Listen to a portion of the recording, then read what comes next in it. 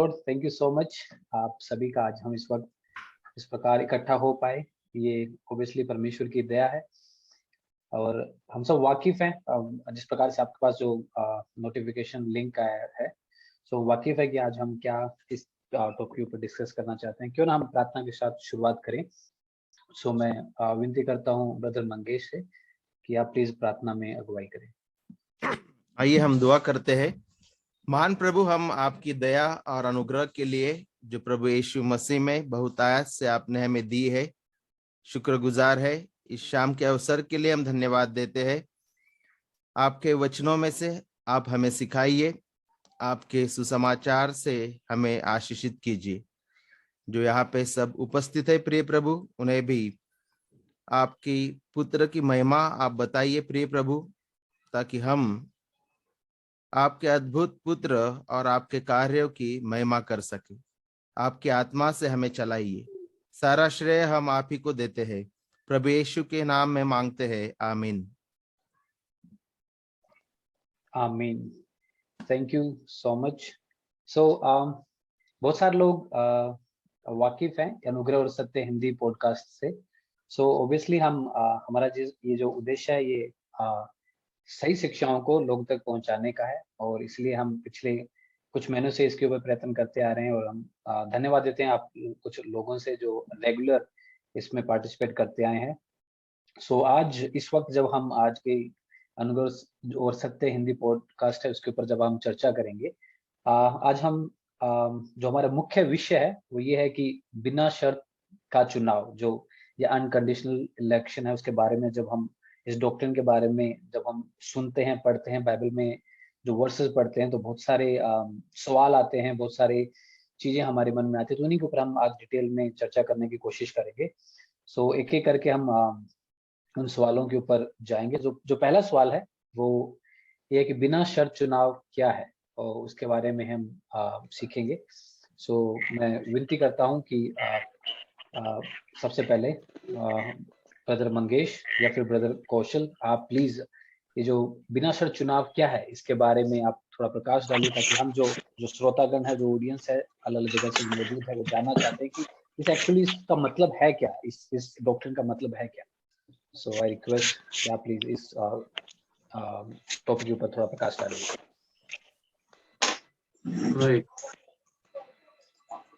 Right मैं आप सभी को प्रभु यीशु मसीह के नाम में आप सबका स्वागत करता हूं। और आज का जो पॉडकास्ट हमारे बीच जो है बिन शर्त चुनाव का मतलब क्या है। तो भाइयों और बहनों, मैं आपको सबसे पहले ये आगाह करना चाहता हूं कि हम किसी भी चुनाव के बारे में बात नहीं कर रहे हैं। जो चुनाव पंजाब या उत्तर प्रदेश या फिर गोवा या फिर मणिपुर में जो चुनाव हो रहे हैं, उन चुनावों के बारे में हम यहाँ पर बात नहीं कर रहे हैं। ये जो चुनाव है बहुत ही खास किस्म का चुनाव है, जिस चुनाव के बारे में आप अपनी बाइबल में पढ़ेंगे। तो सिर्फ उसका थोड़ा सा मैं आपको बैकग्राउंड दूं तो आपको मालूम पड़ेगा कि हम किस चुनाव के बारे में बात कर रहे हैं। हमने देखा जब हम उत्पत्ति की किताब पढ़ते हैं, वहीं से परमेश्वर का जो चुनाव है उस चुनाव की शुरुआत होती है।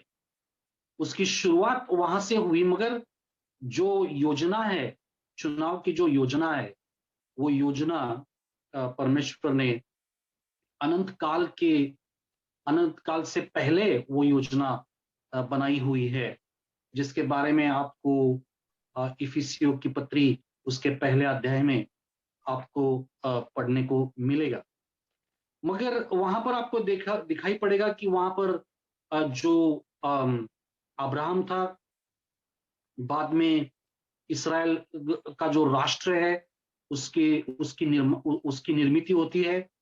और वहां पर हम देखते हैं कि परमेश्वर जो है वो सारे देशों को छोड़कर सिर्फ इस्राएल राष्ट्र का वो चुनाव करता है, इसलिए कि वो राष्ट्र जो है उसके महिमा करे, वो राष्ट्र जो है, उस राष्ट्र के द्वारा परमेश्वर का महिमा लोगों के बीच पहुंचे।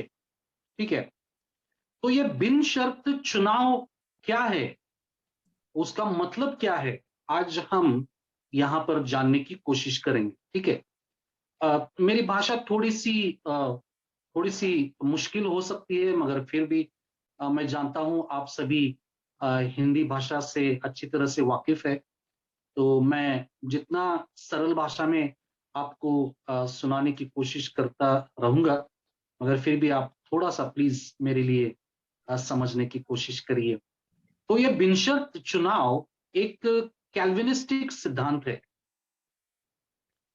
जो पूर्व नियति के सिद्धांत से जुड़ा हुआ है। इस सिद्धांत के अनुसार बिनशर्त चुनाव सारे सृष्टि के निर्माण के पूर्व परमेश्वर के कार्य और उद्देश्य को दर्शाता है। यह योजना ऐसे एक जगत को दिखाता है जिस जगत में परमेश्वर ने सिर्फ चंद लोगों को ही उद्धार के लिए चुना हुआ है और बाकी सारे लोगों को उनके अपने पापों के परिणाम के ऊपर छोड़ दिया है। उसका दूसरा स्पष्टीकरण यह भी हो सकता है कि बिन शर्त चुनाव का अर्थ यह है कि परमेश्वर हमारी ओर से कोई ऐसी क्रिया या स्थिति नहीं देखता है जो उससे हमें चुनने या हमारे उद्धार के लिए प्रेरित करती है, बल्कि चुनाव परमेश्वर के सर्वोच्च निर्णय पर निर्भर करता है कि वो जिसे बचाना चाहता है उसे बचाए और जिनको वो बचाना नहीं चाहता उनको वह अपने पापों के परिणाम पर छोड़ देता है। तो यह है बिन शर्त चुनाव। अगर मेरे भाई मुझे इजाजत दे तो मैं फिर से ये आपको पढ़ के सुनाना चाहता हूं। इजाजत है मेरे भाइयों?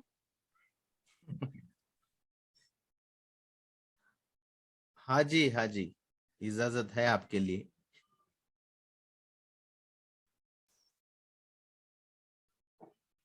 म्यूट है आप ब्रदर कौशल।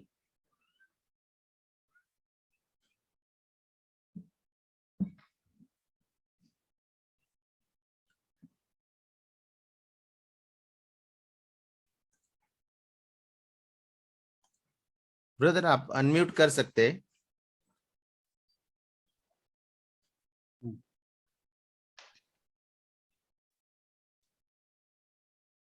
आई थिंक जिनके पास कंट्रोल है वो कर सकते हैं। ओके,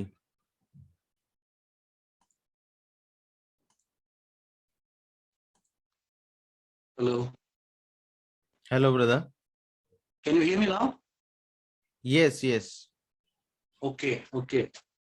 सो बिन शर्त चुनाव एक कैल्विनिस्टिक सिद्धांत है जो पूर्व नियति मतलब प्रीडेस्टिनेशन, जिसको हम बोलते हैं प्रीडेस्टिनेशन, पूर्व नियति, इस सिद्धांत से वो जुड़ा हुआ है।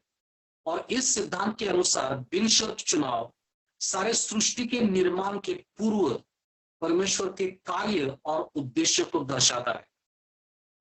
यह योजना ऐसे एक जगत को दिखाता है जिस जगत में परमेश्वर ने सिर्फ चंद लोगों को ही उद्धार के लिए चुना और बाकी सारे लोगों को उनके अपने पापों के परिणाम के ऊपर छोड़ दिया है। और उसका दूसरा स्पष्टीकरण यह भी है कि बिन शर्त चुनाव का अर्थ यह है कि परमेश्वर हमारी ओर से कोई ऐसी क्रिया या कोई ऐसी स्थिति नहीं देखता है जो उसे हमें चुनने या हमारे उद्धार के लिए प्रेरित करती है, बल्कि चुनाव परमेश्वर के सर्वोच्च निर्णय पर निर्भर करता है कि वो जिसे बचाना चाहता है उसे बचाए और जिनको वो बचाना नहीं चाहता उनको वो अपने पापों के परिणाम के ऊपर छोड़ देता है। मेरे प्रियो, हालांकि पवित्र शास्त्र के इस सिद्धांत को लेकर अनेक लोगों को अनेक आपत्तियां हैं, बहुत से ऑब्जेक्शंस है, तो उन आपत्तियों के बारे में हमारे सारे भाई लोग आपको उसके ऊपर विचार विमर्श तो जरूर करेंगे, मगर सबसे पहली जो आपत्ति है लोगों को इस चुनाव के सिद्धांत के ऊपर वो ये है कि अगर परमेश्वर कुछ ही लोगों को उद्धार के लिए चुनते हैं और बाकी लोगों को उनके पापों के परिणाम के ऊपर छोड़ देते हैं, तो क्या वो पक्षपाती नहीं है? क्या वो पक्षपाती नहीं है? सबसे पहली बात यह है कि अगर परमेश्वर हमें उद्धार के लिए चुनते हैं तो वो पूरी तरह से उनकी कृपा और करुणा से,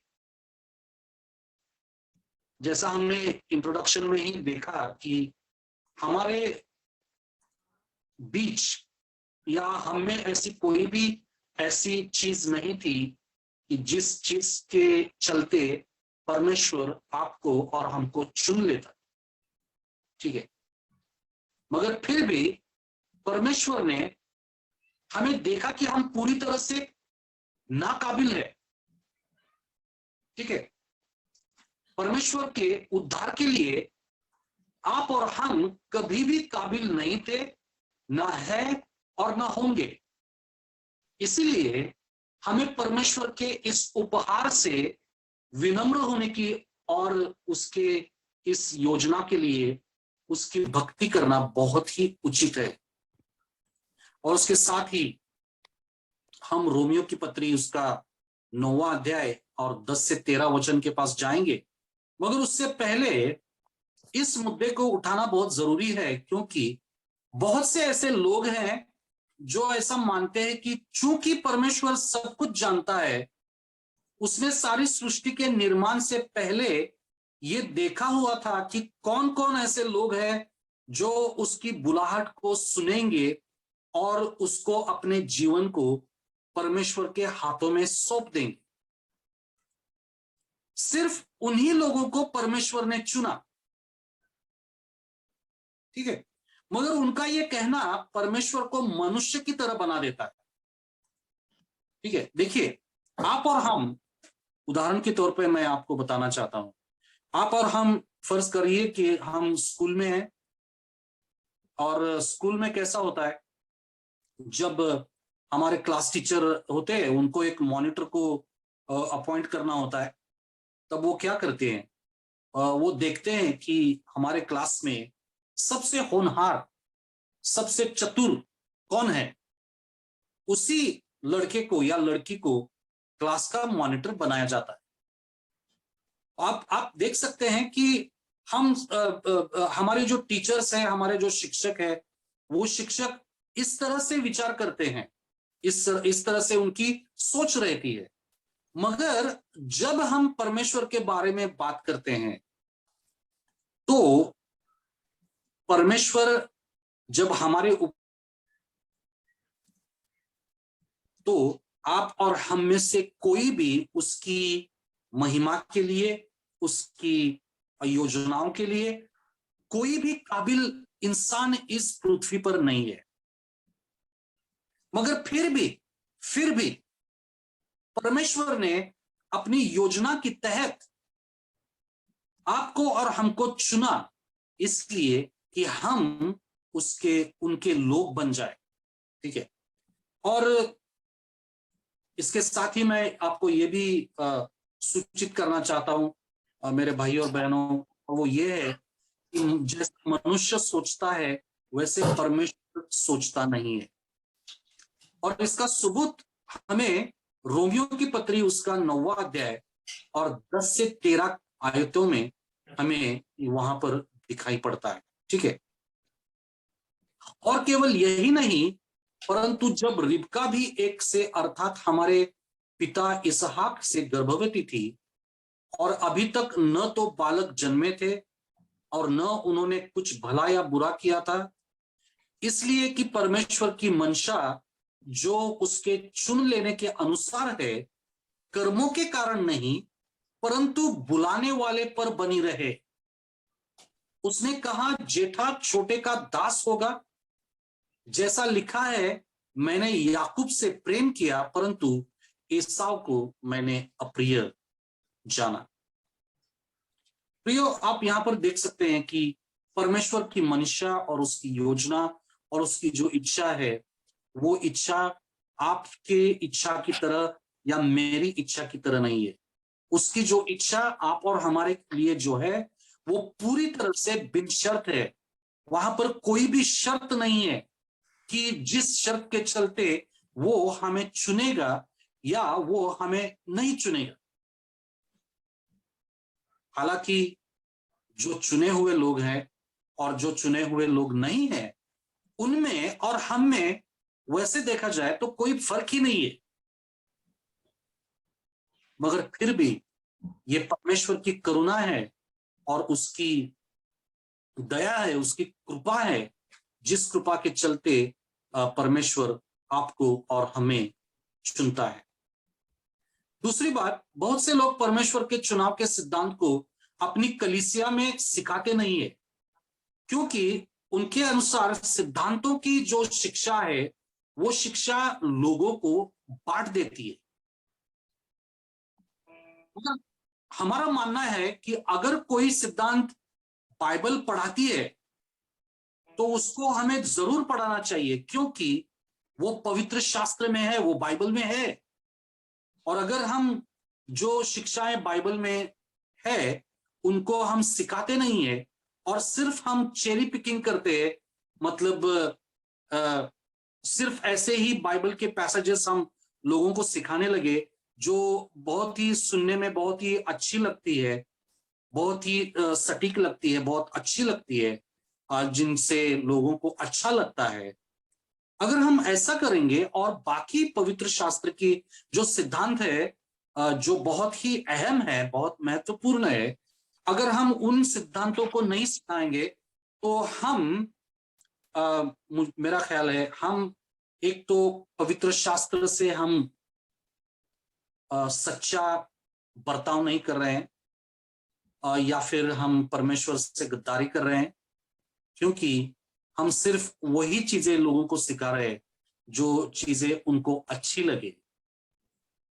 तो दूसरी बात, अगर लोग बट भी जाए, अगर लोग बट भी गए तो उनका बटना यह साबित कर देगा कि कौन सत्य के बाजू पर है या कौन असत्य के बाजू में।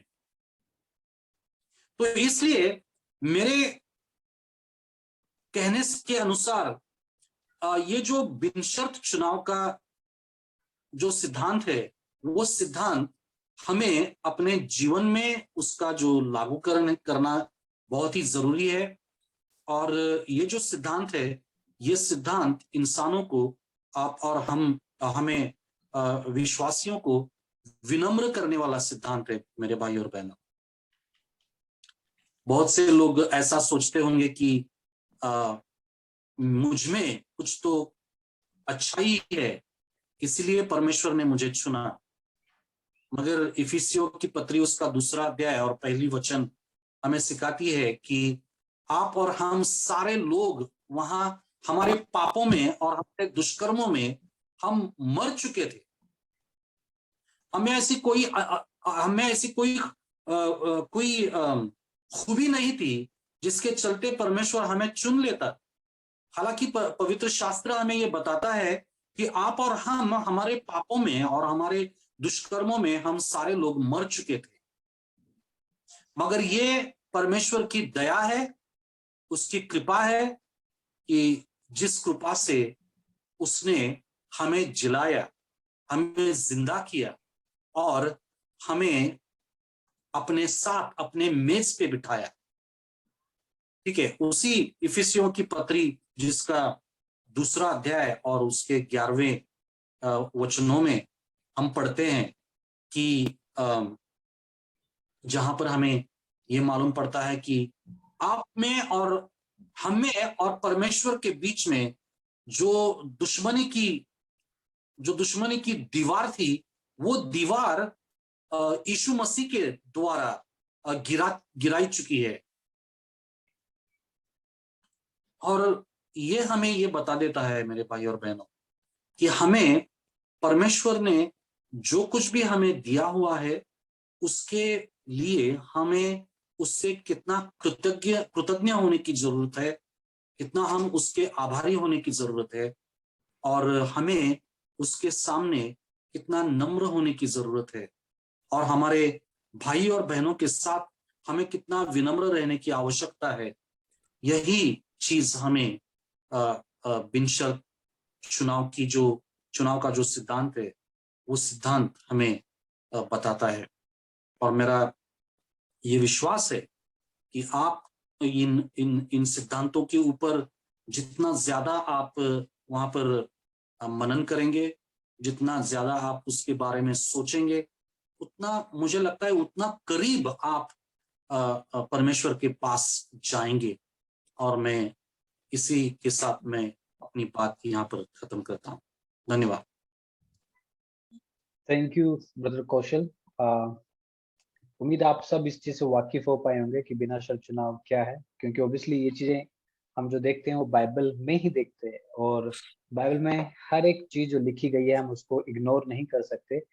बस ये कि हम उसको समझने में खुद कमजोर है, हम मेहनत नहीं कर रहे, हम जानने का लिए प्रयत्न नहीं कर रहे, इसलिए ये बातें हमारे जहन में उस प्रकार से नहीं जा रही जिस प्रकार से जानी चाहिए और जिस उद्देश्य से ये बातें लिखी गई है वचन के अंदर। सो ऑब्वियसली हमने देखा बिना शर्त चुनाव क्या है। और इसी के साथ साथ अगर आप देखोगे कि बिना शर्त चुनाव की आवश्यकता क्यों है, तो अगर हम जब हमें पता लग गया कि बिना शर्त चुनाव क्या है, और इसके बाद में भी है कि जब हमें इसकी आवश्यकता क्यों है, अगर हम इन सभी को जो भी ये सवाल है इसी का अगर आंसर जानना चाहते हैं तो हमें पवित्र शास्त्र में ही खोजना पड़ेगा। बाइबल में इस प्रकार से हमें बताती है, जब उत्पत्ति जब हम शुरुआती अध्याय पढ़ते हैं तो उसमें जो परमेश्वर ने जो बात बोली थी वो ये बोली थी उत्पत्ति 2:17 में कि परमेश्वर बोला था कि जिस दिन तू उसका फल खाएगा, हम जानते हैं वहां पे क्या बात चल रही है, उसी दिन अवश्य मर जाएगा। तो परमेश्वर ने जब वो बात बोली और हुआ क्या, हम रिजल्ट जानते हैं उत्पत्ति 3 अध्याय में कि मौत आ गई। आदम ने अवज्ञा की, परमेश्वर की आज्ञा की, उसके बाद में मौत आई। उसके बाद में क्या हुआ, परमेश्वर की हुजूरी से वो बाहर निकाल दिया गया। उसके बाद में जितने भी उनके संतान है वो उसी प्रकार से परमेश्वर से अलग ही है। परमेश्वर के साथ जो रिश्ता था वो अब उनका रिश्ता नहीं है, वो पाप में मर चुके हैं, पाप की वजह से परमेश्वर से अलग हो चुके हैं। इसलिए हम देखते हैं जिस प्रकार से जो हम नए नियम में इसको और ध्यान में पढ़ते हैं, तो नए नियम में एक और आयत है, बहुत सारे आयतों में से एक आयत ये है, इफिसियों 2 उसका पहला, उसमें इस प्रकार से लिखा हुआ है, जो अपने अपराधों और पापों के कारण मरे हुए थे।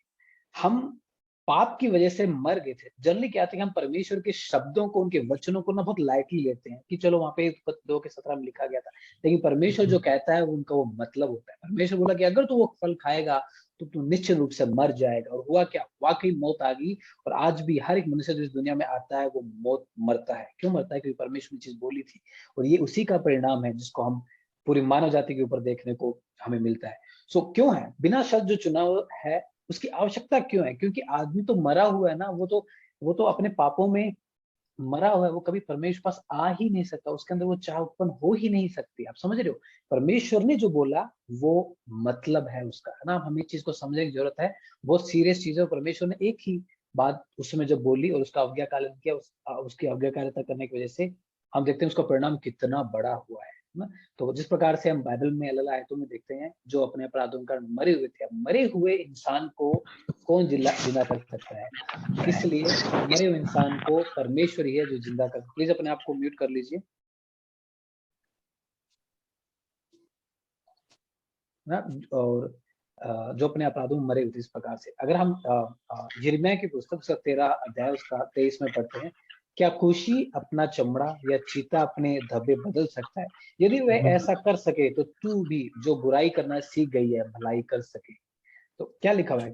परमेश्वर इस प्रकार से बताते हैं कि वाकई अगर फॉर एग्जाम्पल अगर हम देखें तो अगर भैंस जो काले रंग की होती है वो अपने आप अपने को व्हाइट कर दे, पिंक कर दे, येलो कर दे, खुद अपने छामर से कर दे, अगर वो कर सकती है ना, इस प्रकार से हम तुलना करके बताया गया है कि अगर वो कर सकती है तो तुम जो बुराई करना सीखे, तुम जो अंदर कोर से करप्ट हो, पाप की वजह से मरे हुए हो, अगर भैंस अपने आप को बदल सकती है तो हम मनुष्य भी अपने आप को बदल सकते हैं। लेकिन वो वहां पे इस प्रकार से समझाया गया है, यूं बताया गया है कि ये संभव नहीं है।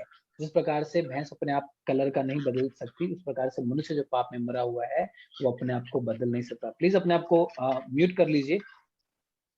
सो हम क्या देख रहे हैं, क्योंकि मनुष्य पाप में मरा हुआ है और वो पाप में सुपर एक्टिव है, आप समझ रहे हो चीज को। इसलिए जब वो खुद पाप में लिप्त है, मरा हुआ है, तो इसलिए उसको बचाने के लिए कुछ ऐसा होने की जरूरत है जो उस पाप से बाहर हो, जिसके अंदर वो सामर्थ हो, जो उसको पाप की अवस्था से जिलाने में सामर्थ हो। जैसा उत्पत्ति 2:17 में जब हमने पढ़ा, परमेश्वर ने श्राप दिया, परमेश्वर ने बोला, और कोई इतनी किसी के पास सामर्थ्य नहीं है जो उस परमेश्वर जैसे ज्यादा ताकतवर हो और वो परमेश्वर की उस ताकत के विरुद्ध जाकर कोई काम कर पाए। तो परमेश्वर ही ने ही वो आज्ञा दी थी कि इसको मत खाना, और जब वो आज्ञाकारिता की तो उसका जो परिणाम हुआ वो परमेश्वर ने ही उनके ऊपर घोषित किया, और उस परिणाम से बचाने की सामर्थ्य भी उसी परमेश्वर के पास है। इसलिए जब हम देखते हैं पूरी मानव जाति जब मर चुकी है, तो कौन है जो बता सकता है? सिर्फ परमेश्वर बता सकता है। कोई शर्त इस पे लागू इसलिए नहीं होती क्योंकि कोई मनुष्य के अंदर कुछ है ही नहीं परमेश्वर के लिए करने के लिए, जिस प्रकार से हमने आयतों में पढ़ा। उस प्रकार से रोमियो 8 के 7 और 8 में इस प्रकार से हम पढ़ते हैं, क्योंकि शरीर पर मन लगाना तो परमेश्वर से बैर रखना है, क्योंकि न तो परमेश्वर की व्यवस्था के अधीन और न हो सकते हैं। और जो शारीरिक दशा में है वे परमेश्वर को प्रसन्न नहीं कर सकते। जो जो जो पाप में लिप्त लोग हैं, जो पाप को पानी के समान पीने वाले लोग हैं, जो गर्भ से निकलते ही झूठ बोलते हुए निकलते हैं, पूरी उम्र को उसी पाप में अवस्था को जीते हैं, फुल्ली अपनी पूरी अस्तित्व से परमेश्वर के विरुद्ध रेबेल करते हैं, विरोध करते हैं, उससे नफरत करते हैं अपने एक्शंस के द्वारा, कभी भी उसको खोज भी नहीं सकते। ऐसे लोग कभी परमेश्वर पास आ ही नहीं सकते। इसलिए चुनाव की आवश्यकता है जो सिर्फ परमेश्वर ही कर सकता है, क्योंकि मनुष्य से नहीं हो सकता। जिस प्रकार से हम पहला कुरिन्थियों 2:14 में पढ़ते हैं, परंतु शारीरिक मनुष्य परमेश्वर की आत्मा की बातें ग्रहण नहीं कर सकता। मनुष्य जो शारीरिक अवस्था मतलब पाप में है, शरीर में है, पाप में है, शारीरिक काम वासनाओं में लिप्त है, सब चीजों में लिप्त है, वो जो परमेश्वर है वो आत्मा की बातें ग्रहण नहीं कर सकता। क्यों? आगे लिखा है, क्योंकि वे उसकी दृष्टि में मूर्खता की बातें हैं। बहुत सारे लोगों को ये डॉक्ट्रिन में मूर्खता की बातें लगती होगी, उसी प्रकार से जो गैर विश्वासी है उनको जब क्रूस की कथा मूर्खता की लगती है। क्यों लगती है? क्योंकि वो शारीरिक मनुष्य है, वो उसको रिजेक्ट करके ही खुद ये अपने आप को बारे में बताते हैं कि यस, हम शारीरिक मनुष्य ही हैं। क्योंकि जो आत्मिक रूप से जलाया गया है, जो वाकई परमेश्वर नया बनाया गया है, उसके अंदर परमेश्वर का आत्मा निवास करता है। वो आत्मा बाइबल की हर एक बात, हर एक आयोटा, हर एक चीज जो लिखी गई है उसके आगे सरेंडर करता है। तो इसलिए जब हम इन चीजों को देखते हैं, क्योंकि वे उसके दृष्टि में मूर्खता की बातें, और न वह उसे जान सकता है क्योंकि उनकी जांच आत्मिक रीति से होती है, आत्मिक रीति से होती है। समझ रहे हो? जो आत्मिक रूप से जिलाए गए हैं उनकी रीति से होती है। समझ रहे हो? तो इस प्रकार से हमने क्या देखा, एक सेकेंड, क्योंकि मनुष्य पाप में मरा हुआ है और इसलिए परमेश्वर को चुनने में असमर्थ है। दूसरा जो कारण है बिना चुनाव की आवश्यकता क्यों है, उसका यह कि क्योंकि अगर चुनाव परमेश्वर ना करे, अगर परमेश्वर खुद इनिशिएटिव ना ले, तो जो आदम से लेकर जितने भी मानव जाति है, सबके सब एक ही डायरेक्शन में जा रही है, वो है हेल, नरक। और नरक क्यों है? नरक इसलिए कि परमेश्वर की आज्ञाकारिता जिसने भी की है उनके लिए वो नरक बनाया गया है। जब पूरी की पूरी मानव जाति पाप में की वजह से नरक की तरफ जा रहे हैं, तो इसलिए अपने आप नाश होने के लिए जा रहे हैं, इसलिए परमेश्वर ही है जो उससे निकालने की सामर्थ्य रखता है। और जब परमेश्वर जो अच्छा है, जो भला है, जिसके अंदर वो कैपेबिलिटी है, जिसके अंदर वो सामर्थ्य है कि वो भला परमेश्वर है, और उसके अंदर सामर्थ्य है कि वो मनुष्य जाति को बचा सकता है, तो इसलिए परमेश्वर ने अपना पुत्र भेजा ताकि उसी एक नाम में जिसके द्वारा उद्धार संभव था, वही परमेश्वर ने उस संभव जो था उसको हमारे जीवन में लागू किया। जिस प्रकार से प्रेरितों 4 के 12 में पढ़ते हैं, और किसी दूसरे के द्वारा उद्धार नहीं, क्योंकि स्वर्ग के नीचे और मनुष्य में और कोई दूसरा नाम नहीं दिया गया है जिसके द्वारा हम उद्धार पा सके। स्वयं परमेश्वर जिसने सारी सृष्टि को बनाया, सब मनुष्यों को बनाया, जीव जंतु प्राणी सबको बनाया, वो यूं बोलते हैं कि मेरे पुत्र के अलावा या परमेश्वर स्वयं के अलावा किसी और में सामर्थ्य, किसी और के अंदर वो सामर्थ्य नहीं है कि वो इन पाप में लिप्त मनुष्यों को, जो नरक की आग में जलने के लिए से सिर्फ 1 इंच की दूरी है, बस जाने ही वाले हैं, उनको वहां से छुड़ाने की सामर्थ्य परमेश्वर के पास में है ना। और इसलिए बिना सर चुनाव की आवश्यकता है। क्यों? क्योंकि अगर परमेश्वर इनिशिएटिव नहीं लेंगे तो सारी मानव जाति नरक में जाएगी, और वो डिजर्व करती है। हम सब वही तो डिजर्व करते हैं। क्यों? क्योंकि हमने काम इतनी किया है। मनुष्य जाति ने केवल पाप नहीं किया, उसने पाप के अलावा कुछ भी नहीं किया ना, जिस प्रकार से हम पढ़ते हैं। और उसके अलावा अगर हम यूहन्ना 6:44 में पढ़ते हैं, यीशु मसीह कहते हैं कि कोई भी मेरे पास नहीं आ सकता जब तक पिता उसे खींच ना लाए। सो ये पिता है, वो खींच के लाता है। क्यों खींच के लाता है? ताकि वो अपनी महिमा के लिए, है ना, इसके बारे में हम आगे आगे थोड़ी देर और चर्चा करेंगे कि वो उनको खींच लाता है। क्यों? क्योंकि वो तो जा रहे हैं नरक की ओर, परमेश्वर उनको बचाना चाहता है, अपने चुने हुए लोगों को बचाना चाहता है। इसलिए इस प्रकार से हम देखते हैं कि बिना से चुनाव की आवश्यकता है ना। और एक और चीज अगर हम देखते हैं, जो तीसरा कारण है वो ये है कि परमेश्वर है, उनका जो गुण है वो ये है कि परमेश्वर संप्रभु है। संप्रभुता का मतलब है कि सब दुनिया के अंदर जो भी घटनाएं हो रही है, होने वाली है, हो चुकी है, कैसे होगी, क्यों होगी, कौन सा इंसान कब क्या कैसे करेगा, उन सब के ऊपर अधिकार रखने वाला, उन सबको अपनी कठपुतलियों की तरह कंट्रोल करने में सामर्थ्य परमेश्वर जो है वो संप्रभु परमेश्वर है। उस वो खुद संप्रभु होना छोड़ नहीं सकता। जैसे परमेश्वर का जो एट्रीब्यूट है, परमेश्वर सच्चा है, परमेश्वर पवित्र पवित्र पवित्र है, परमेश्वर सब जगह विद्यमान है। परमेश्वर अपने आप को कुछ जगह विद्यमान होना छोड़ नहीं सकता, है ना। परमेश्वर वैसे संप्रभु होना छोड़ नहीं सकता। इसलिए परमेश्वर की संप्रभुता इसमें महिमा पाए इसके द्वारा सब चीजों में। इसलिए बिना शर्त चुनाव जो है वो आवश्यक है। कैसे? इस प्रकार से हम यशायाह 46 के 10 में पढ़ते हैं। यहाँ पे इस प्रकार से लिखा हुआ है, मैं तो अंत की बात आदि से और प्राचीन काल से उस बात को बताता आया हूँ जो अब तक नहीं हुई। मैं कहता हूँ मेरी युक्ति स्थिर रहेगी और मैं अपनी इच्छा को पूरी करूंगा। इसलिए परमेश्वर अपने संप्रभुता में अपनी इच्छा के अनुसार, अपने भले प्राय के अनुसार, किसी भी एक्सटर्नल मीन्स के उनके ऊपर इफेक्ट कभी भी नहीं होता। वो खुद अपनी इच्छा से, अपनी मंशा से जो लोग नरक की तरफ जा रहे हैं, जो पाप लिप्त लोग हैं, उनके ऊपर दया करना वो निर्धारित करता है और उनको बचा लेता है। वो जिस पे दया करना चाहता है उस पर दया करता है। जिस प्रकार से हम रोमियो 9 में भी हम पढ़ते हैं। इसके अलावा हम इफिसियों 1 का 11 में हम पढ़ते हैं, मसीह में हम भी उसी की मनसा से जो अपनी इच्छा के मत के अनुसार, खुद की इच्छा के अनुसार सब कुछ करता है, पहले से ठहराए जाकर विरासत बने। तो बिना शर्त चुनाव जब हम देखते हैं वो इसलिए कि परमेश्वर जो संप्रभु है वो अपनी संप्रभुता को हर मनुष्य के जीवन के अंदर एक्सरसाइज करता है और वो उसको एक्सरसाइज करना छोड़ नहीं सकता। लेकिन परमेश्वर चाहता है कि वो जो लोग जो नरक की तरफ जा रहे हैं वो अपनी इच्छा के अनुसार अपनी संप्रभुता में उनको बचा लेता है ना। हम प्रयत्न करते हैं, लोग सुसमाचार सुनाते हैं, 20 लोगों को सुनाते हैं, उनमें से कभी कोई भी पश्चाताप नहीं करता। कभी 10 लोग सुनाते हैं, उनमें से 2 लोग विश्वास कर लेते हैं।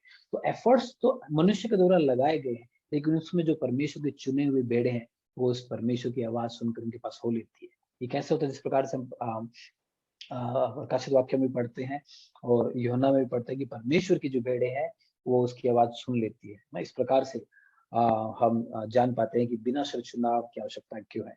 अगर आप रोमियो 9 का 11 और 12 पढ़ेंगे, उसमें इस प्रकार से लिखा हुआ है। बहुत सारे लोग इसको बहुत कभी भी इस रोमन चैप्टर 9 पे मैंने हमारी चर्च के अलावा और जो लोग रिफॉर्म है उनके अलावा कभी भी इसके ऊपर कोई प्रचार नहीं सुना। और क्यों करते हैं? वो इस चीज के आगे घुटना टेकना ही नहीं चाहते। वो परमेश्वर को अपनी समानता में ही एक्सेप्ट करके उसको परस्यू करना चाहते हैं। लेकिन जिस प्रकार से परमेश्वर ने अपने आप को वर्णन किया अपने पवित्र शास्त्र में, उसका घुटना नहीं टेकना चाहते।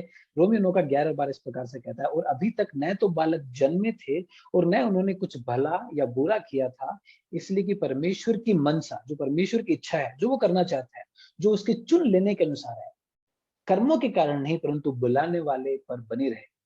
उसने कहा जेठा छोटे का दास होगा। अब देखो उत्पत्ति 25 अध्याय में ये बात हुई थी और वहां से हम वो यहाँ पे पौलुस इस प्रकार से समझा रहा है, क्या बता रहा है कि परमेश्वर की जो मन से, परमेश्वर जो करना चाहता है वो करता है। वो संप्रभु परमेश्वर है, उसको किसी से परमिशन लेने की जरूरत नहीं है। आपका डिसीजन उसके ऊपर इम्पैक्ट नहीं करता। आपको डिसीजन देने की क्षमता भी तो परमेश्वर देता है। आप डिसाइड कर कब कैसे करोगे? लाजरस कैसे डिसाइड कर पाएगा कि मुझे बाहर, वो तो मर चुका है ना। मरा हुआ मनुष्य कभी भी श्वास नहीं लेता। उसी प्रकार से आत्मिक रूप से मरा हुआ मनुष्य कभी भी आत्मिक श्वास या फिर आत्मिक रूप से श्वास नहीं लेता। तो हमें हमेशा क्या देखना है? वचन क्या कहता है? वचन में इस प्रकार से लिखा है कि परमेश्वर की मनसा, जो उसके चुन लेने के अनुसार परमेश्वर की इच्छा थी और परमेश्वर ने ये चीज की। ये परमेश्वर की संप्रभुता है और वो परमेश्वर अपनी इस संप्रभुता के द्वारा महिमा पाना चाहते थे। या अय्यूब 42 के 2 में हम देखते हैं, इस प्रकार से लिखा हुआ है, मैं जानता हूं कि तू सब कुछ कर सकता है। ना, और तेरी योजना में से कोई भी रुक नहीं सकती। इस प्रकार से अय्यूब 42 में लिखा है। तो क्या क्या कहता है कि परमेश्वर, अगर आप अय्यूब का 42 अध्याय और उस कॉन्टेक्स्ट को सब पढ़ोगे तो आपको और चीजें समझ आएगी कि परमेश्वर संप्रभु है, जो वो करना चाहता है वो करता है। और इस प्रकार से जो जो लोग है, जो पाप में लिप्त लोग है, जो नरक की ओर जा रहे हैं, उनको बचा कर वो अपनी संप्रभुता को दिखाना चाहता है, उसके द्वारा महिमा पाना चाहता है। और ये वो करना छोड़ नहीं सकता। क्यों? क्योंकि वो ही इज वेरी गॉड, वो यही तो परमेश्वर है। वो परमेश्वर होना नहीं छोड़ सकता, वो संप्रभु होना नहीं छोड़ता, वो पवित्र पवित्र पवित्र होना नहीं छोड़ता। इसलिए इस प्रकार से हम देखते हैं कि बिना शर्त चुनाव की आवश्यकता है। और एक जो लास्ट चीज है वो हम देखेंगे, वो ये कि जब ये जो डॉक्ट्रिन है, जो सिद्धांत है, ये बाइबल ही बताती है। क्यों बताती है? ताकि आप और मैं जान ले कि आप हो कौन, हम हैं कौन, हमारी वास्तविकता क्या है, हमारा अस्तित्व क्या है, हम एक्चुअल में है क्या। हम बोस्ट करना चाहते हैं, हम परमेश्वर के जो काम किया उसमें जोड़ना चाहते हैं। कहीं भी चले जाओ, कहीं चले जाओ, कुछ ना कुछ चाहते हैं कि नहीं हमने किया, हम क्यों? क्योंकि वो जो पाप जो शैतान ने किया था, लूसीफर ने किया था, जो बाद में शैतान के रूप में आज जाना जाता है, जो पाप हवा से करवाया गया था, वो ही तो काम आज भी लोगों में और चर्चेस में देखने को मिलता है कि वो इसको एक्सेप्ट नहीं करने पा रहे। क्यों नहीं करने पा रहे? आप जस्ट सोच के देखो, बाइबल के आधार पर तोल के देखो कि हो क्या रहा है, कौन आपको इन्फ्लुएंस कर रहा है, कौन आपको, मतलब आप परमेश्वर क्यों बनना चाहते हो, आप आपकी इच्छा वो क्यों है? क्योंकि यही तो पाप था जो लूसीफर ने किया था। और वो लूसीफर जब उसने हवा को जब बरमाया था, तो वो जो पाप की जो अवस्था है वो सभी मनुष्य के अंदर है। और आपका इस चीज के ऊपर एरोगेंट होना, विरोधाभास दिखाना, ये दिखाता है कि वाकई आप और हम मरे हुए हैं पापों में, और हम रिबेल करते हैं। और परमेश्वर क्या चाहता है? परमेश्वर आपको और मुझको ये बताना चाहता है कि तुम कौन हो और मैं कौन हूं। और इसलिए बिना शर्त चुनाव है, वो ये बताता है ये परमेश्वर जो वो स्वयं कितना महान और अद्भुत, सच्चा, सामर्थ्य, सब चीजों के ऊपर कंट्रोल करने वाला परमेश्वर वो है। और हम कीड़े सरीखे याकूब से भी तुच्छ लोग हैं। समझिए ना, डस्ट है ना। तो इसलिए जिस प्रकार से इफिसियों 2 का 8 और 9 में पढ़ते हैं, क्योंकि विश्वास के द्वारा अनुग्रह ही से तुम्हारा उद्धार हुआ है, और ये तुम्हारी ओर से नहीं वरन परमेश्वर का दान है। परमेश्वर ने दान के रूप में दिया, और न कर्मों के कारण, ऐसा ना हो कि कोई घमंड करे। क्योंकि लेकिन हम तो घमंड करना चाहते हैं ना, हम तो ऐड करना चाहते हैं, हम तो जोड़ना चाहते हैं, हम हम्बल नहीं होना चाहते, हम एक्सेप्ट नहीं करना चाहते हमारी टोटल डिप्रेविटी को, कि हम कितने पाप में लिप्त लोग हैं ना। ये जी वेरी रिजेक्शन ये बताता है कि हम वाकई हम है कौन, है ना। सो इसलिए ये जो बिना शर्त चुनाव है, इसकी आवश्यकता है ना। एक दो वचन पढ़ के हम समाप्त करेंगे। इसलिए रोमी 9 का 16 लिखा, इसलिए यह न तो चाहने वाले की, न दौड़ने वाले की, परंतु दया करने वाली परमेश्वर की बात है। परमेश्वर ही तो है, वही तो दया करना चाहता है, और इसके द्वारा परमेश्वर की महिमा हो, जो परमेश्वर की दया है वो महिमा पाती है। और हम कौन है, हमारी वास्तविकता जब उनसे वाकिफ होते हैं ना, उसके द्वारा भी परमेश्वर महिमा पाते हैं। रोमियो 3 का 27-28 में लिखा हुआ है, तो घमंड करना कहाँ रहा, उसकी तो जगह ही नहीं। कौन सी व्यवस्था के कारण से? क्या कर्मों की व्यवस्था से? नहीं, वरन विश्वास की व्यवस्था के। इसलिए हम इस परिणाम पर पहुंचते हैं कि मनुष्य व्यवस्था के कामों के बिना विश्वास के द्वारा, कि मनुष्य व्यवस्था के कामों के बिना विश्वास के द्वारा धर्मी ठहरता है। तो विश्वास है वो परमेश्वर यहोवा का दान है ना। आपने इन चीजों को देखा, जाना, समझा, और उम्मीद करता हूँ कि ये चीज भी आपको समझ आई होगी। लेकिन अभी भी कुछ हमारे अंदर डाउट्स आते हैं, कुछ और क्वेश्चन आते हैं, जिस प्रकार से अगर आपकी कि भैया या फिर वचन इस प्रकार से कहता है, लेकिन ये अन्याय सा नहीं लग रहा क्या हमें, कि भाई ये तो अन्याय हो रहा है, भाई परमेश्वर उनसे प्रेम नहीं कर रहा, इनसे प्रेम कर रहा है। इस प्रकार से ये जरूर आपके सवाल आए होंगे कि ये सवाल इस प्रकार से होता है कि क्या बिना शर्त चुनाव अन्याय नहीं है ना। तो इसके बारे में भी हम जानने की कोशिश करेंगे। तो मैं विनती करता हूँ ब्रदर मंगेश से कि इस चुनाव के ऊपर कि क्या वाकई अन्याय है क्या, इसके ऊपर आप प्लीज प्रकाश डालें। जरूर जरूर। धन्यवाद भाई सौरभ और भाई कौशल, जो विश्लेषण स्पष्टीकरण आपने दिया उसके लिए। ऑब्जेक्शंस है, जिसको हम आक्षेप कह सकते हैं, कि परमेश्वर ने कुछ लोगों को चुना है और कुछ लोगों को नहीं चुना, तो परमेश्वर अन्यायी है क्या? परमेश्वर ने पक्षपात किया है क्या? परमेश्वर ने पार्शलिटी की है क्या? इस प्रकार के ऑब्जेक्शंस जो है हमें सुनने को मिलते हैं। तो ये ऑब्जेक्शंस जो है कुछ ये नए नहीं है। जब हम रोमियो की किताब पढ़ते हैं, और रोमियो की किताब में हम अध्याय 6 से लेके आगे लगभग अध्याय 11 तक जब हम जाते हैं तो पौलुस जो है लोगों के ऑब्जेक्शन जो है उसका स्पष्टीकरण दे रहा है, उसका एक्सप्लेनेशन वो देता है। तो जो ऑब्जेक्शन आज लोग लेते हैं चुनाव के सिद्धांत के ऊपर, उसका सामना सर्वप्रथम बाइबल में परमेश्वर के लोगों ने ही किया, परमेश्वर के दासों ने ही किया। ये हमें सीखने को मिलता है। तो कुछ लोगों को परमेश्वर ने चुना है और कुछ लोगों को चुना नहीं, यह ऑब्जेक्शन है। ऑब्जेक्शन ये भी है, परमेश्वर तो बड़ा दयालु, अनुग्रहकारी और प्यार से, प्रेम से भरा हुआ है, तो फिर कुछ लोगों को ही क्यों चुना है। तो इसके ऊपर जो चार्ल्स स्पर्जन है वो ये कहते हैं कि मेरी परेशानी ये नहीं है कि परमेश्वर ने कुछ लोगों को चुना है, मेरी परेशानी ये है कि उसने चुना ही क्यों है लोगों को।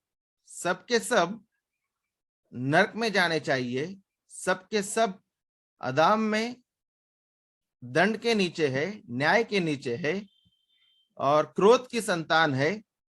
तो चार्ल्स स्पर्जन जो थे उनकी परेशानी ये थी, उनके सामने आह्वान ये था कि कुछ लोगों को ही चुना क्यों। और हमारा सवाल ये है कि कुछ ही लोगों को क्यों चुना। एक भी लोगों को जो है, एक भी इंसान को जो है परमेश्वर ने चुनना नहीं चाहिए था, वो कहते हैं।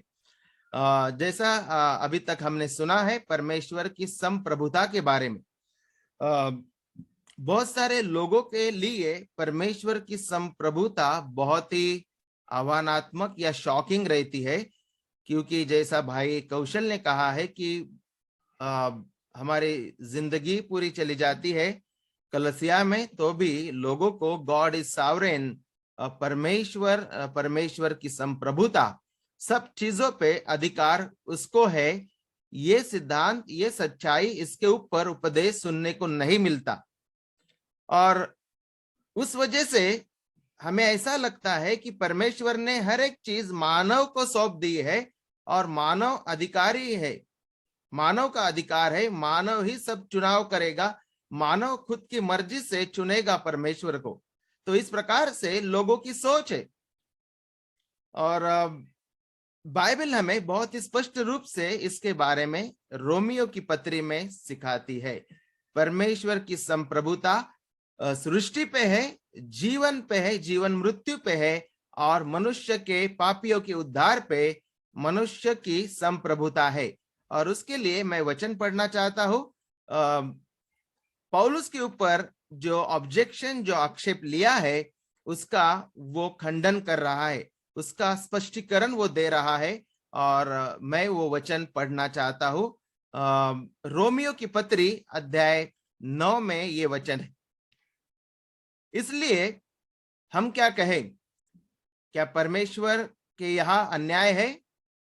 तो देखिए, आज भी लोग यही सोचते हैं कि परमेश्वर ने उद्धार के लिए, सार्वकालिक जीवन के लिए, सनातन जीवन के लिए कुछ लोगों को चुना है।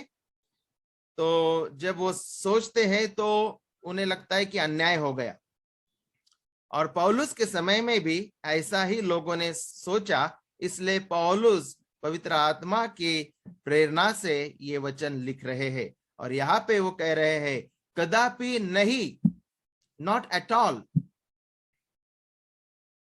परमेश्वर अन्याय नहीं करते। और सामने रोमियो 9 में वो कहते हैं कि क्योंकि वह मूसा से कहता है, मैं जिस किसी पर दया करना चाहूं उस पर दया करूंगा, और जिस किसी पर कृपा करना चाहूं उसी पर कृपा करूंगा। अतः यह न तो चाहने वाले की, न दौड़ने वाले की, परंतु दया करने वाले परमेश्वर की बात है। उद्धार दया करने वाले परमेश्वर से ही होता है। हमारे दौड़ से, हमारे चाह से, हमारे स्वतंत्र इच्छा से उद्धार नहीं मिल सकता। स्वतंत्र इच्छा से इंसान केवल एक ही चीज करता है, और वो है मुक्तता से वो पाप करता है। और सामने पौलुस रोमियो 9 में ये कहते हैं, क्योंकि पवित्र शास्त्र में फिरौन से कहा गया, मैंने तुझे इसीलिए खड़ा किया कि तुझसे अपनी सामर्थ दिखाओ।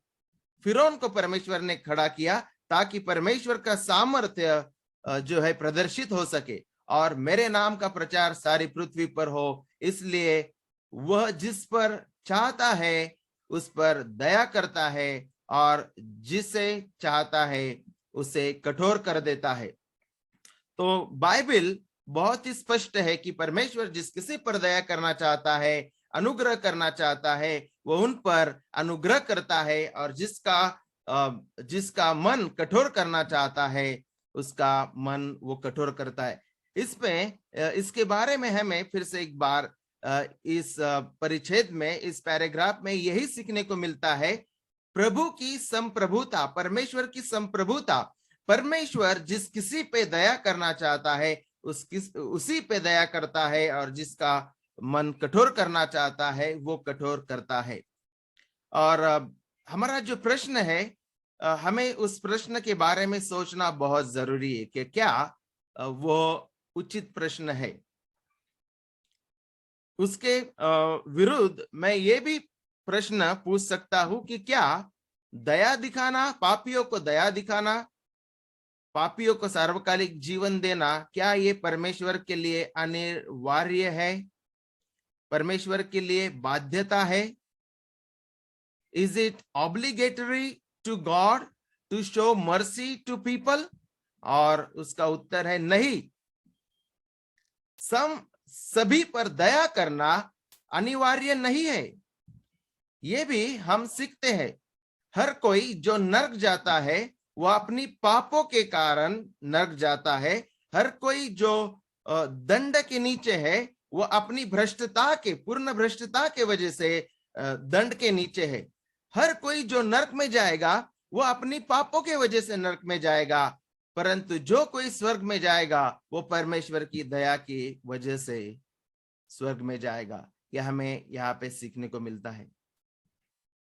परमेश्वर लोगों के साथ दो तरह से व्यवहार करता है।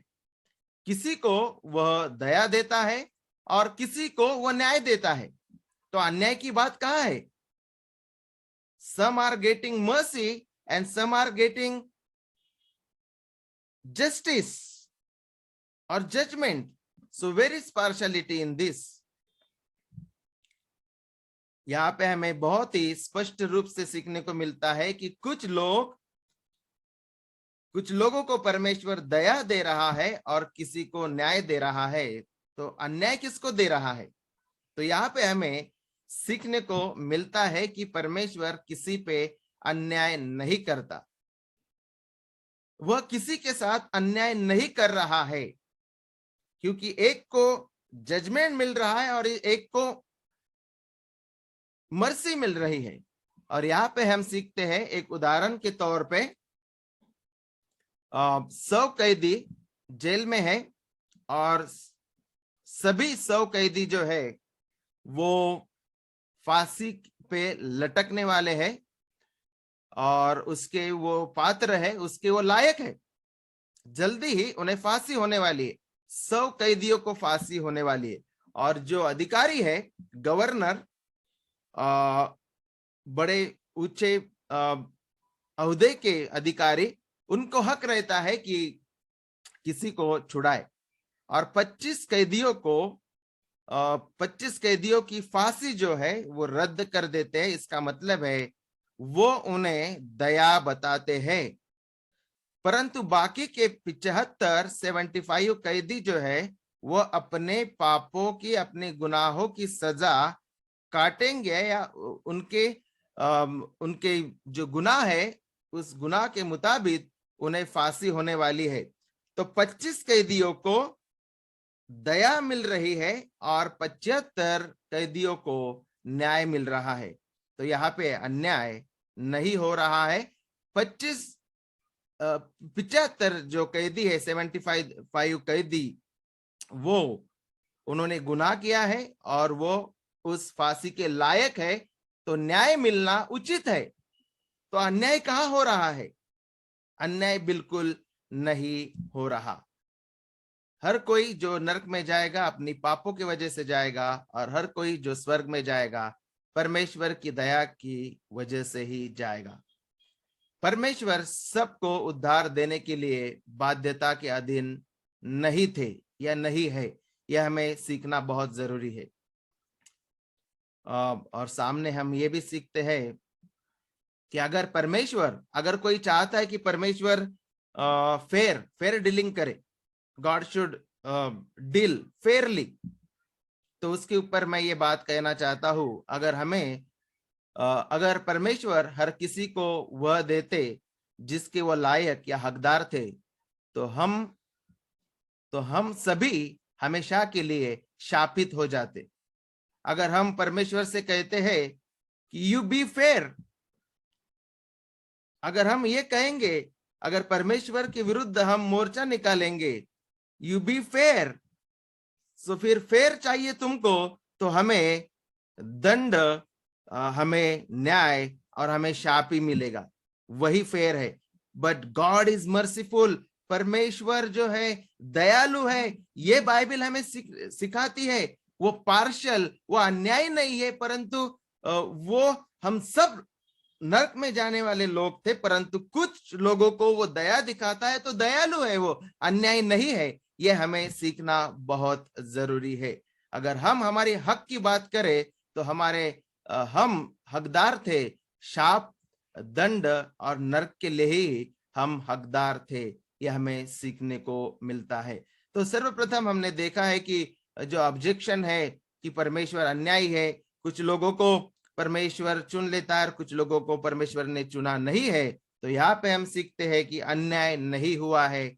एक समूह को परमेश्वर ने न्याय दिया है तो दूसरे को दया दी, और दोनों के द्वारा उसका सामर्थ्य और उसकी महिमा प्रकट होती है। ये बाइबल हमें सिखाती है।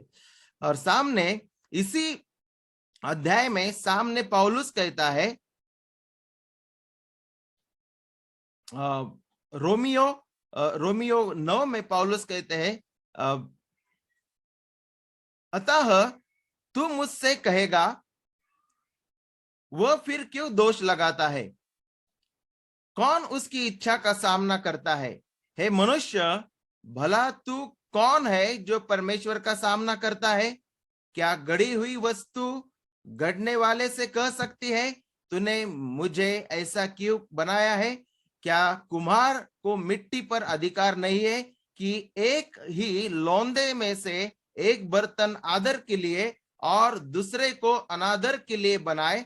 तो इसमें कौन सी आश्चर्य की बात है कि परमेश्वर ने अपना क्रोध दिखाने और अपनी सामर्थ्य प्रकट करने की इच्छा से क्रोध के बर्तनों की जो विनाश के लिए तैयार किए गए थे, बड़े धीरज से सही, और दया के बर्तनों पर जिन्हें उसने महिमा के लिए पहले से तैयार किया, अपने महिमा के धन को प्रकट करने की इच्छा की, अर्थात हम पर जिन्हें उसने न केवल यहूदियों में से वरन अन्य जातियों में से भी बुलाया।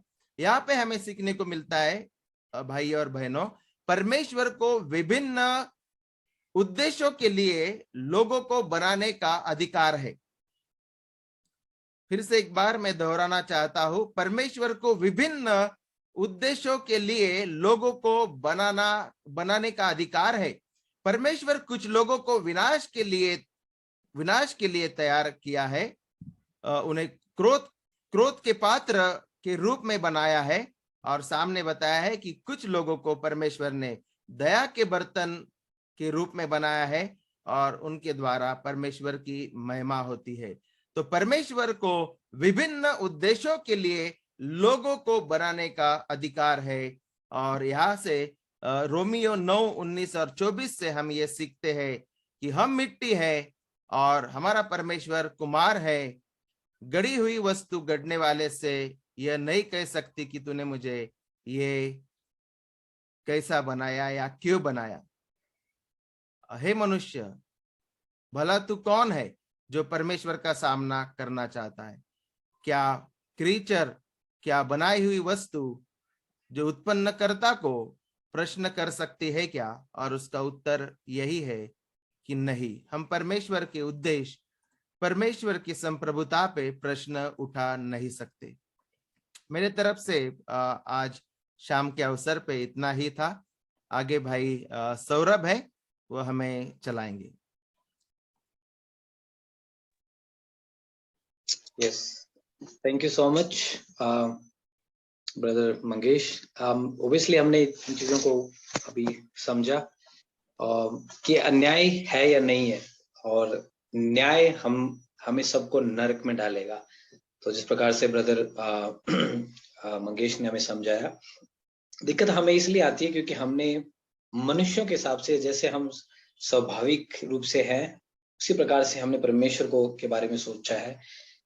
बाइबल में जो बातें लिखी है उसको हमने जांचना जरूरी नहीं समझा कि परमेश्वर जो स्वयं अपने बारे में क्या कहते हैं, उसके बारे में जो परमेश्वर बातें लिखी है उसके आगे हम घुटने टेकने के लिए तैयार नहीं है।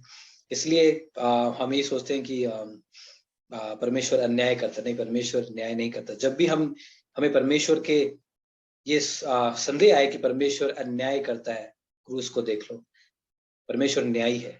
मसीह यीशु को परमेश्वर ने जो कुर्बान किया है ना, वो परमेश्वर न्यायी है, क्योंकि वो पाप को यूं ही क्षमा नहीं करना चाहता था। वो न्याय स्वरूप पाप को क्षमा किया। जो न्याय जो हमारे ऊपर आना था, वो परमेश्वर ने अपने पुत्र मसीह यीशु के ऊपर डाल दिया, और मसीह यीशु की वजह से हमारे ऊपर उसकी धार्मिकता डेली गई है। तो जब भी हम देखें तो परमेश्वर अन्याय नहीं है, परमेश्वर ने हमारे लिए बेस्ट दिया है, वो अच्छा और भला परमेश्वर है।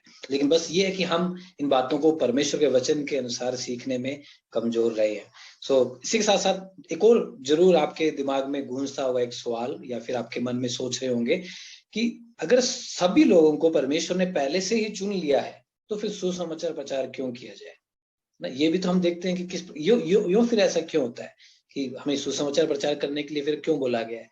तो इस जो ये सवाल है, इसके ऊपर प्रकाश डालने के लिए मैं विनती करता हूँ ब्रदर पंकज से कि वो प्लीज इस डाउट जो लोगों को आता है इसके ऊपर प्रकाश डालिए। ब्रदर पंकज, ये बताइए कि क्यों सुसमाचार प्रचार करें यदि परमेश्वर ने लोगों को पहले चुन लिया था। थैंक यू ब्रदर सौरभ, सबको जय मसीह की, प्रेज द लॉर्ड।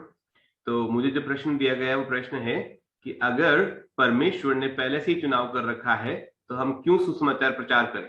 जब परमेश्वर ने चुन ही लिया तो बच भी जाएंगे, उसके चुने हुए तो नाश हो नहीं सकते, तो फिर क्यों हम सुसमाचार का प्रचार करें। इसका उत्तर मैं 3 जो है बिंदुओं के थ्रू देना चाहता हूँ। पहला बिंदु है because Christ taught unconditional election and himself evangelise. क्योंकि प्रभु यीशु मसीह ने बोला कि मैंने चुन लिया, मैंने जो चुना है वही आएगा, लेकिन फिर भी सुसमाचार प्रचार कर रहा था। पहला कारण है क्योंकि प्रभु यीशु मसीह जो कि अनकंडीशनल इलेक्शन या बिना शर्त चुनाव पढ़ाता था, उसने खुद ने सुसमाचार प्रचार किया।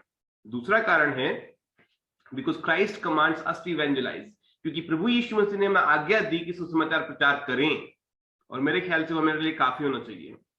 तीसरा कारण है बिकॉज गॉड ऑर्डेन्ड मीन्स। क्योंकि परमेश्वर ने जो है साधन भी ऑर्डेन किए हैं कि कौन कौन से साधनों के द्वारा लोगों तक पहुंच करके, लोगों तक वचन पहुंचा करके वो उद्धार करेगा।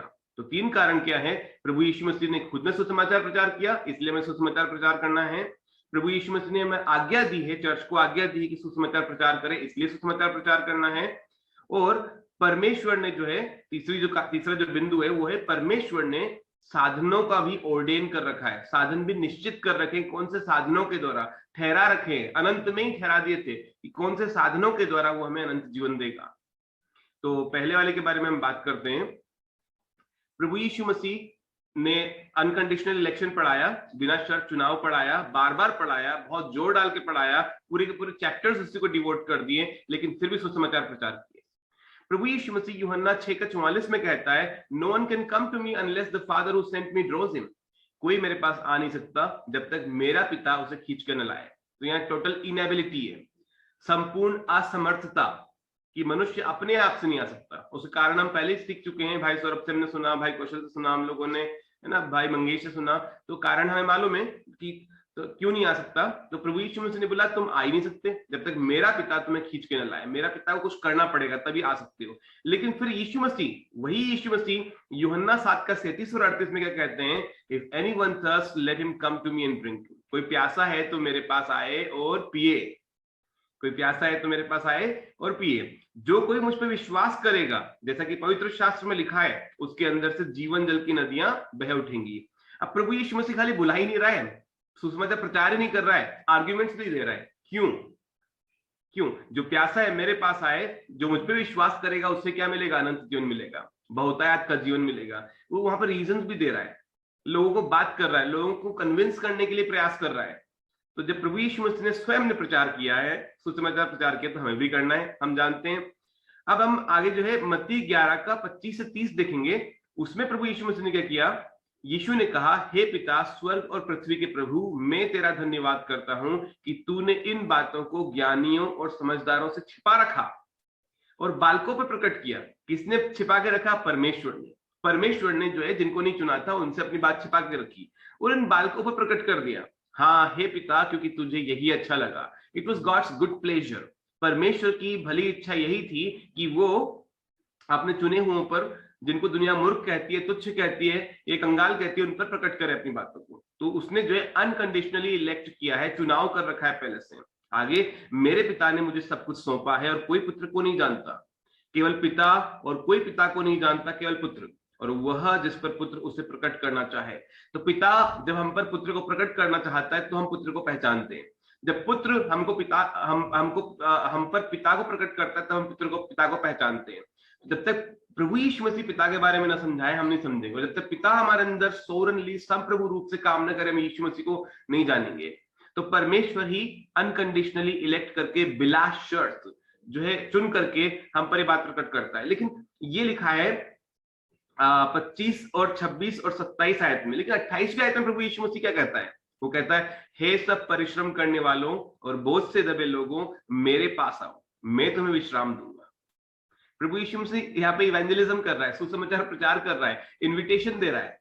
उसने क्या कहा? कोई नहीं आ सकता, मेरा पिता नहीं बताए तो नहीं आ सकते, मैं प्रकट नहीं करूं तो नहीं आ सकते, मेरे पिता ने चुन रखा है वही आएंगे, सब बोल रहा है। लेकिन उसकी अगली आयत में प्रभु यीशु मसीह क्या कहता है? हे सब परिश्रम करने वालों और बोझ से दबे हुए लोगों, मेरे पास आओ, मैं तुम्हें विश्राम दूंगा।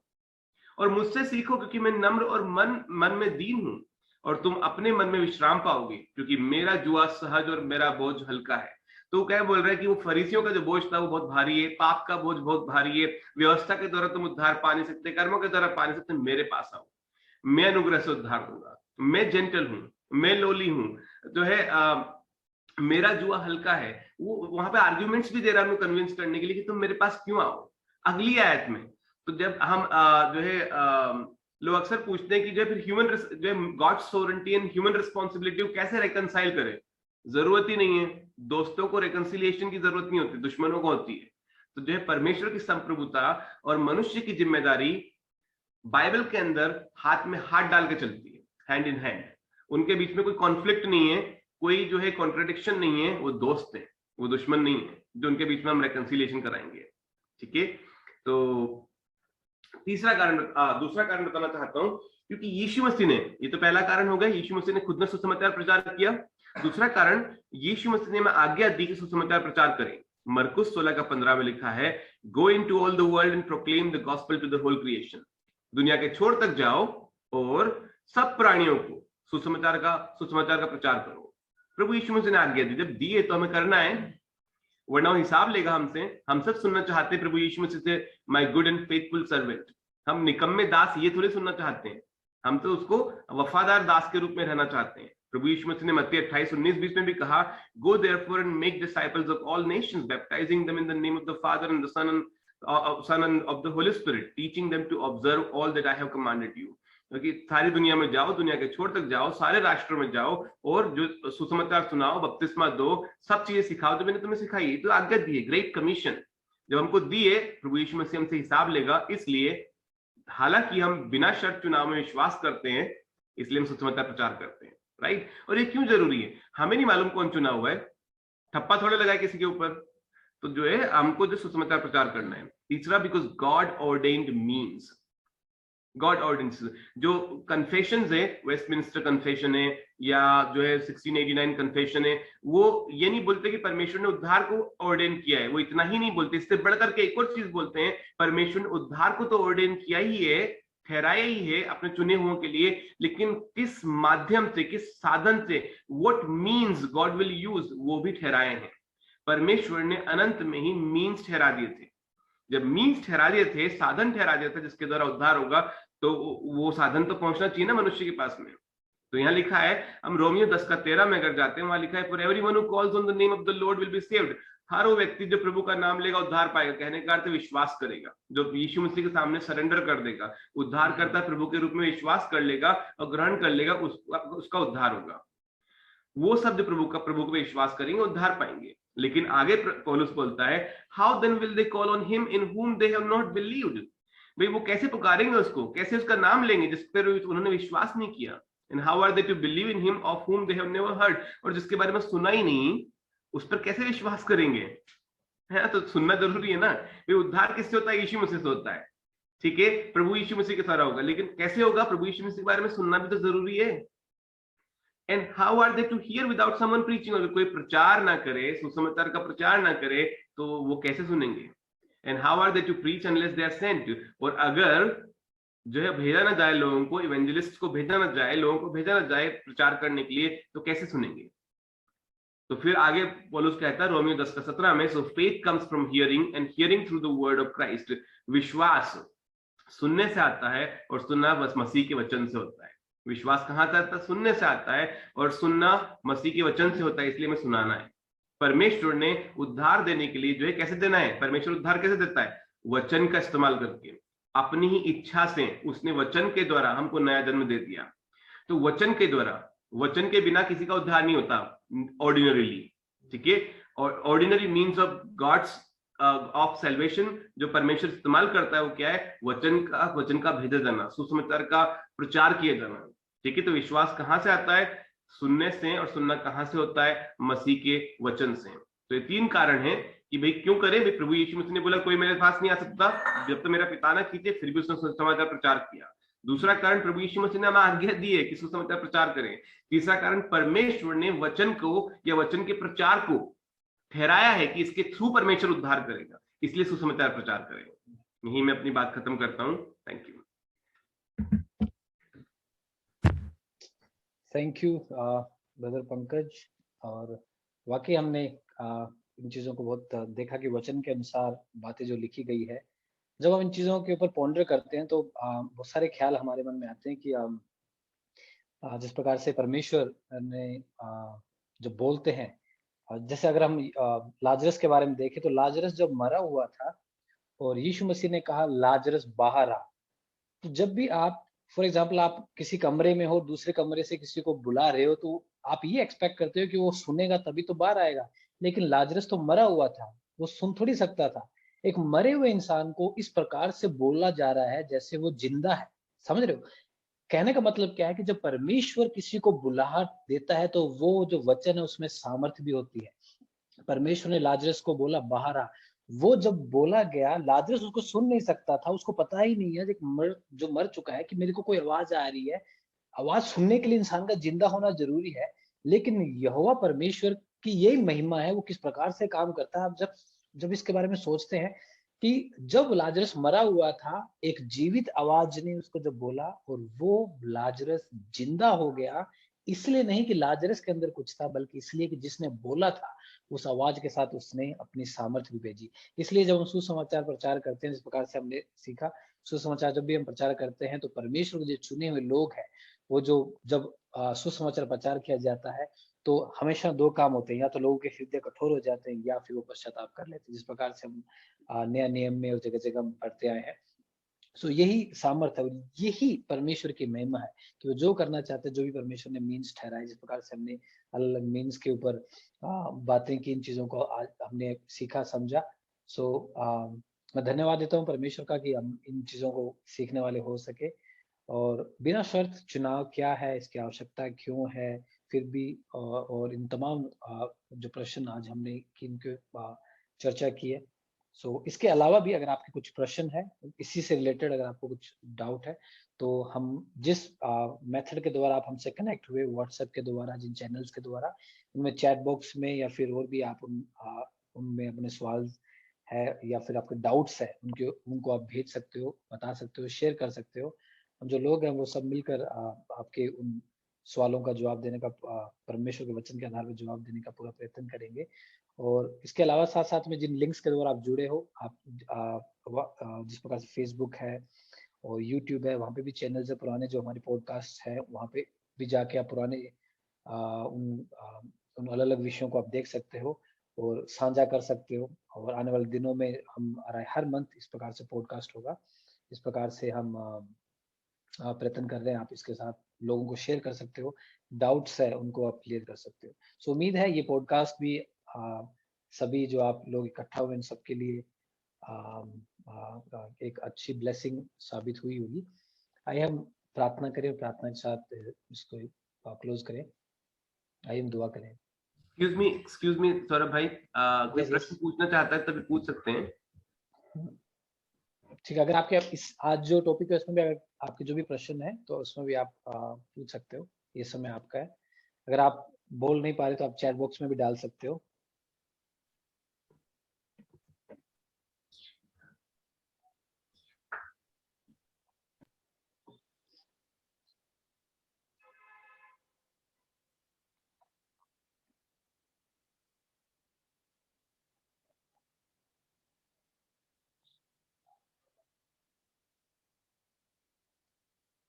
आई थिंक अगर आपके प्रश्न नहीं है तो बाद में भी जब आप इन चीजों के ऊपर वापस इस वीडियो को जब मिले, जब भी आपके डाउट हो, तभी भी जिन चैनल्स के द्वारा आप जुड़े हो उनके द्वारा आप हमसे कनेक्ट हो सकते हो, पूछ सकते हो कि बाइबल में यहाँ पे ये लिखा है, यहाँ पे ये लिखा हुआ है, तो हम अच्छे से उसको एक्सप्लेन करने की पूरी कोशिश करेंगे।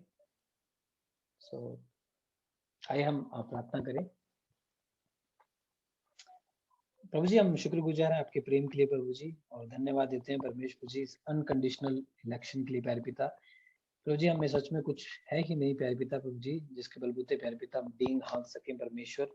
जैसे प्रभु जी हम अपने आप को जांचते हैं, परखते हैं प्यारे पिता आपके वचन के आधार पे प्यारे पिता परमेश्वर प्रभु जी, हमें यही जानना है और समझे प्यारे पिता की परमेश्वर हम नकारा निकम्मे लोग हैं प्यारे पिता, पाप को पानी के समान पीने वाले लोग रहेंगे प्यारे पिता परमेश्वर प्रभु जी। पर वो हमने प्यारे पिता प्रभु जी अपने अनुसार परमेश्वर के यीशु को बना रखा था परमेश्वर, बल्कि जिस प्रकार से आप स्वयं हो और जिस प्रकार से आपने अपने आप को प्रभु जी अपने पवित्र शास्त्र में प्रकट किया है, उस अनुसार परमेश्वर प्रभु जी हमने जानना नहीं चाहा परमेश्वर प्रभु जी। लेकिन प्रभु आपका वचन सीधी और खरी बात बताता है प्यारे पिता, जैसे आप हो परमेश्वर उसके बारे में क्लियर प्यारे पिता परमेश्वर जी डिस्क्राइब करता है उन बातों को जो हमारे लिए परमेश्वर इस पृथ्वी पर जानना आवश्यक है।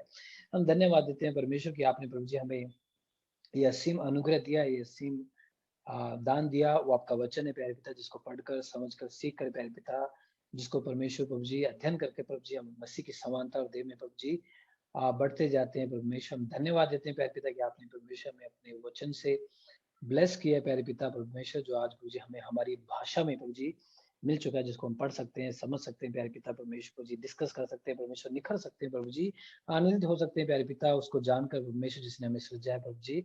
हम धन्यवाद देते हैं परमेश्वर जी, धन्यवाद देते हैं इस पॉडकास्ट के लिए प्यारे पिता परमेश्वर, जिसको आपने सक्सेसफुल होने में परमेश्वर इजाजत दी, ये आपकी दया की वजह से हो पाए प्यारे पिता। सभी लोगों के लिए हम आपके आभारी हैं परमेश्वर जी, जिन लोगों से आपने बातें की, उनके जो डाउट्स थे, सवाल थे, जवाब थे प्यारे पिता, उनको परमेश्वर जी हमने प्रभु प्रयत्न किए प्यारे पिता परमेश्वर जी, लेकिन प्रभु जी हमारे एफर्ट्स परमेश्वर प्रभु जी आपकी इच्छा और आपकी परमेश्वर अनुग्रह के बिना परमेश्वर कुछ भी नहीं है प्रभु। हमें आपकी जरूरत है परमेश्वर जी, आप लोगों से बातें कीजिए प्यारे पिता, उन्हें सिखाइए अपने वचन के प्रभु, उस ज्ञान से परमेश्वर प्रभु जी उन्हें ब्लेस कीजिए परमेश्वर प्रभु।